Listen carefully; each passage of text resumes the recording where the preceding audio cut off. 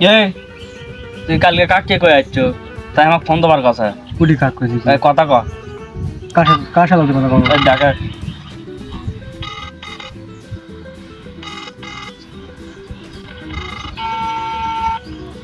সালাম আলাইকুম ভাই ওয়ালাইকুম আসসালাম। ভাই ভালো আছেন?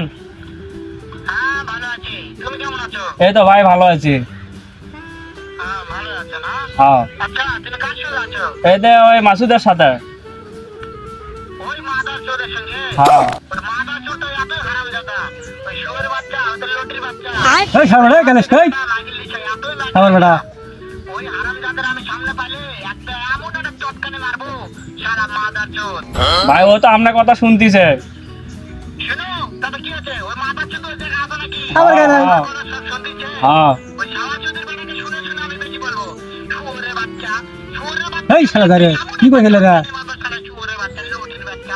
ভাই ও আপনাকে মারতে চাই বলে।